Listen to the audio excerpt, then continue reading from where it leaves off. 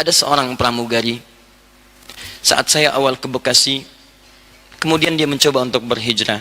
Datanglah dia ke pengajian, ikut sekali pengajian, bertemu dengan teman-teman yang lillah karena Allah. Apa yang terjadi? Begitu ikut pengajian pertama, dia merasakan ada sesuatu yang berbeda. Ingin dia, rasanya ini yang dicari dalam kerinduannya, ingin berubah. Perhatikan bagaimana Allah membimbingnya pada kebaikan. Saat itulah kemudian dia ingin berubah. Saat ingin berubah, Allah berikan musibah kepadanya. Ujian yang membuat dia lebih kuat lagi. Makanya hati-hati ya. Innallaha, kata Nabi, idza ahabba 'abdan ibtala. Kalau Allah sedang menghadirkan cinta bagi seorang hamba, yang diberikan ujian. Karena dengan ujian itu semakin dipertambahkan pahala-pahalanya, kesabaran mulai meningkat. Bukankah kalau sabar dekat dengan Allah? Quran surah kedua ayat 153, paling kanan sebelah bawah, innallaha ma'as sabirin. Bukankah sabar mengantarkan ke surga? Kalimat pertama malaikat kepada ahli surga itu sabar. Quran surah 13 ayat ke-24. Salamun alaikum bima sabartum. Wal malaikatu yadkhuluna min kulli babin. Malaikat masuk ke dalam setiap pintu surga mengucapkan selamat pada ahli surga. Apa ucapannya? Ayat 24 di Quran surah ke-13.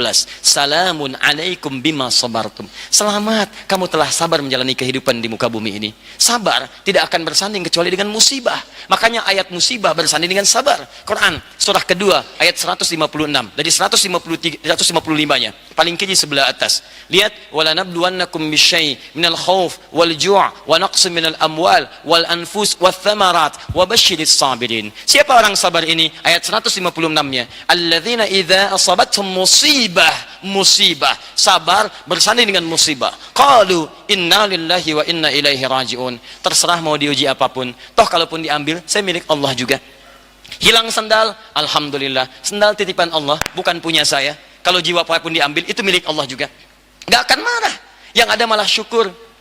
Tobat, baru mau tobat teman-teman, si Allah, saya ingin bertobat, pakai sepatu baru ke masjid. Begitu pulang, hilang. Ya Allah, saya akan tobat, kok sepatunya hilang? Tidak diterima tobat saya, ya Allah ya. Oh, tidak, bukan.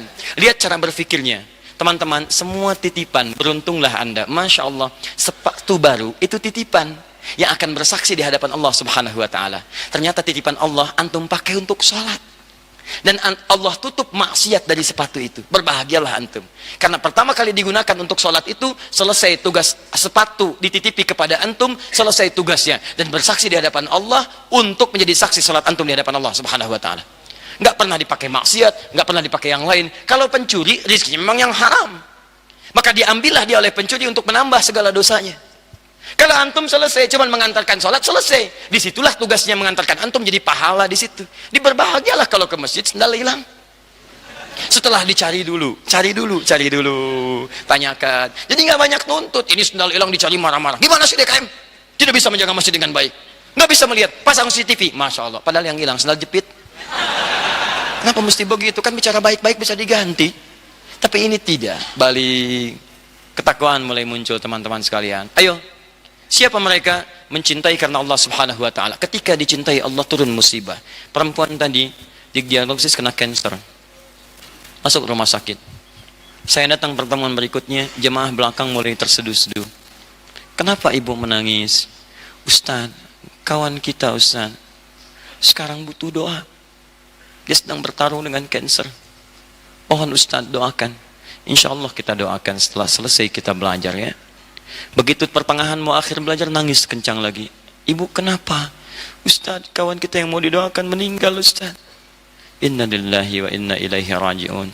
Saya katakan, ibu, Masya Allah, belajarlah pada saudari kita itu. Betapa Allah sayang kepadanya.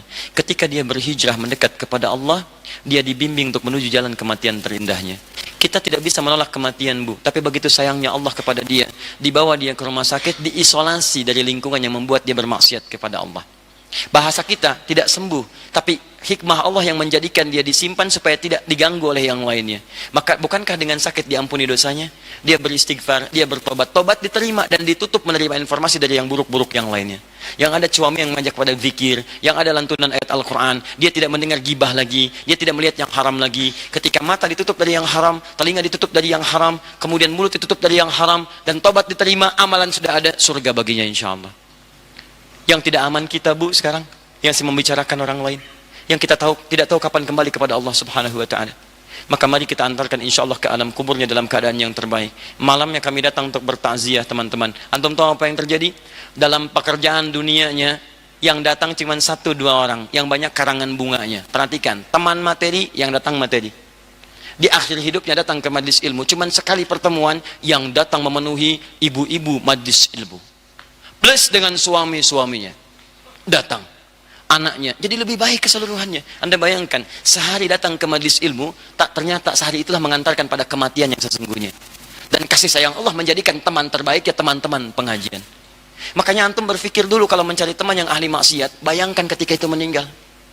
Kemana? Joget yuk, Masya Allah, sedang joget meninggal. Ayo, kemana? Mabok yuk, sedang mabok meninggal. Ya. Meninggal, mau kamu lala, mau tidak, meninggal. Pukulin. Cara meninggalnya pun dipukulin. Quran surah 8 ayat 50. Akhriju anfusakum, kata malaikat. Hei, susah banget keluarnya. Cepat keluar, cepat keluar, cepat keluar. Pukul. Orang baik itu tidak tenang. Karena antum bergaul dengan orang yang menenangkan, panggilannya pun tenang. Quran surah 89 ayat 27 sampai 30. Ya ayyatuhan nafsul mutmainnah. Hei jiwa yang tenang. Sahabatnya tenang, dirinya tenang, meninggalnya tenang. Nah, bagaimana menemukan yang seperti itu? Yang mencintai karena Allah, turunkan ayat-ayatnya. Ayat pertama ini yang belum saya tuliskan. Kalau antum ingin punya teman yang baik, antum dulu jadi baik. Saya ulang. Kalau antum ingin punya teman yang baik, maka Anda mesti jadi orang baik dulu. Perhatikan bahasa Qur'annya. Surah ke-24 ayat ke-26. An-Nur ayat ke-26. Al-khabithatu lil-khabithina wal-khabithuna lil-khabithat wat-tayyibatu lit-tayyibin wat-tayyibuna lit-tayyibat. Yang buruk akan ketemu buruk. Pasangan sampai dibawa ke rumah tangga pun jelek ketemu jelek lagi. Baik ketemu baik. Bahasa Qur'annya kalau Anda ingin jadi baik, bertemu dengan yang baik, Anda jadi baik dulu. Karena orang baik hanya akan dipertemukan dengan yang baik lagi. Makanya ketika Asiyah bertemu dengan Fir'aun, belum ada hidayah. Asiyah jadi baik, dapat hidayah. Ketika Asiyah dapat hidayah, tidak bisa bersatu dengan Fir'aun. Karena Asiyah baik, Fir'aun tidak mau jadi baik. Makanya ketika berdoa di hadapan Allah Subhanahu wa taala, Rabbibnili indaka baitan fil jannah. Ya Allah, mohon bangunkan saya satu rumah di surga ya Rabb. Selamatkan saya wanajjini min Fir'aun. Selamatkan saya dari Fir'aun dan seluruh aktivitas kehidupannya. Pisah saya dengan dia. Walaupun dunia datang dengan kematian siksaan, itu nggak ada bedanya. Kita nggak bisa milih. Antum nggak bisa milih teman-teman, tapi antum bisa berusaha dalam keadaan apa antum bisa wafat. Khalid, panglima yang luar biasa hebat. Tapi wafatnya bukan di medan tempur. Dalam kasurnya kemudian beliau wafat. Tapi syahid dalam kebaikan. Tapi beliau wafat dalam keadaan yang baik. Maaf, kita nggak bisa pilih kapan kita meninggal. Tapi kita bisa berikhtiar dalam kebaikan yang terbaik. Saya pernah berkunjung pada satu masjid. Itu Masya Allah. Luar biasa orang itu baik yang menurut saya. Allah yarham. Semoga Allah menyayangi beliau. Itu sudah jadi kakek Pak. Datang orang Qatar ke rumah beliau. Ke tempat beliau. Dari Qatar. Nggak tahu gimana orang Qatar bisa ke situ. Kata orang Qatar, ini kisah nyata karena saya pernah sholat langsung di masjidnya. Kata orang Qatar, saya pengen bangun di masjid di sini dan Anda yang merawatnya. Lah kok piye datang ke situ? Kenal dari mana? Tahu dari mana tiba-tiba ke situ kalau bukan Allah perjalankan? Mustahil. Jadi masjidnya dirawat oleh beliau. Orang baik. Buka masjid, adzan, ngimamin di situ. Anda tahu apa yang terjadi? Selain orang baik hadir di dalamnya, wafatnya pun dalam keadaan baik. Bulan Ramadan. Nunggu buka jam 4 sore. Jumat yang terakhir. Cuman tiduran saja, merem-melek, ya ayat Tuhan nafsul mutmainnah. Masya Allah. Panggilannya enak. Hidup baik, teman baik, diantarkan dari luar. Meninggalnya cuman merem-melek, meninggal. Itu di belakang ada yang merem-melek, belum meninggal juga tuh. Belum meninggal juga. Hati-hati. Makanya mungkin kita perlu teman-teman terbaik dalam kehidupan. Ayo teman-teman sekalian, cari. Ya, Ahmad Muzammil, kawan kami juga mungkin pernah dengar, ahli tahsin Al-Quran, orangnya saleh. Masya Allah, beda dengan kami barangkali sekitaran 7 tahunan lah. Dulu saya masih 30 tahun, beliau 37 tahun. Hari Kamis meninggalnya, Masya Allah, setelah salat subuh. Itu pun ringan meninggalnya, enak, setelah subuh cuma bersin 2 kali, hasi, meninggal. Tadi udah berkali-kali bersin, belum meninggal juga tuh.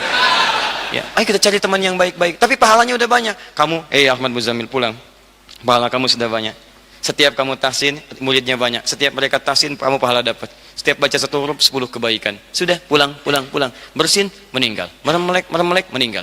Ya kita sampai malam ini. Yang bersin sudah banyak. Merem-melek sudah banyak. Belum meninggal juga. Barangkali itu pertanda dari Allah kita menambah bakal-bakal terbaik. Cari teman yang baik.